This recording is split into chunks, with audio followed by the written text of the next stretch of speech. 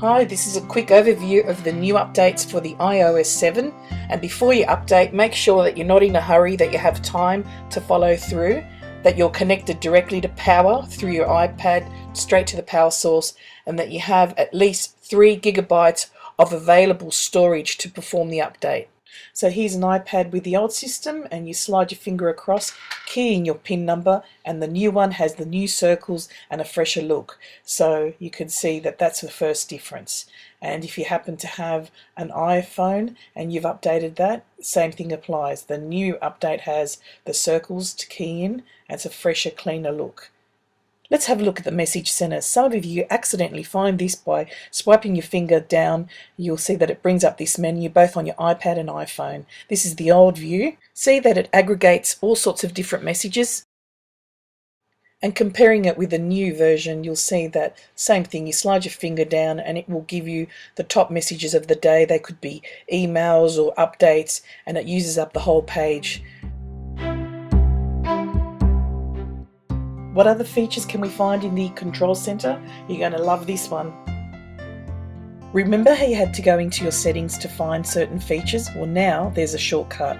Sliding your finger from the bottom of the iPad straight up. Let's see that again. You just get your finger and slide up. This now gives you a shortcut to aeroplane mode, your clock, volume control, the brightness of your screen, which is much easier. So here on an iPhone it's even better, because one of the features I like is at night when I need to find my keys and find the door, I can click on that and it turns on the torch immediately. And it gives you quick shortcuts to things like the calculator and your camera and the control settings, so that's pretty good. Remember how you used to have a feature to search for a program by typing it in? The old way, you would hit the home key and then you would type in the name of the program you were looking for, and you would see, for example here, Safari popping up, and you would click on it and then you would have that app turn up. Well, now all you do is you simply slide your finger down for that menu to pop up and you'll see the keyboard screen will pop up. So slide your finger down and it will change the way you see the screen, because it gives you the search feature up the top and it brings up the keyboard down the bottom. It just looks different, but it's very similar. So to see that again in real time, just go over and use your finger, slide down, and there you see the whole keyboard pops up and you type away. It's very similar. New changes to the way icons look. For example, this is the photo, the old little flower. That's what it used to look like. Now it looks like this. What about your camera? I'm glad you asked. Well, this is the icon for the old camera, and this is the new icon. It looks different. And when you click it, you see that the old setting used to have this setting where you slide across. Now it's replaced with words.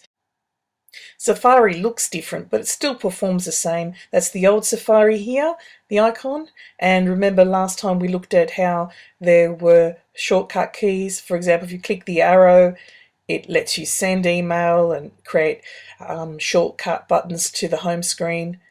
But the new one, although it looks different, and that's it here, it's got the same thing, only it's an arrow sticking out of a box. Looks a bit different. When you click on it, those buttons are familiar. You've been there before. So it'll take time to get to know the new environment.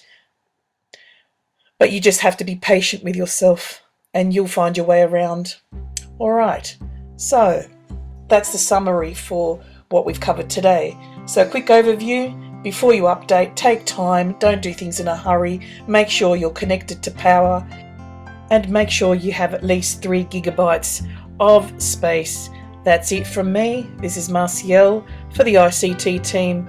See you next time and enjoy your new updates. Cheers.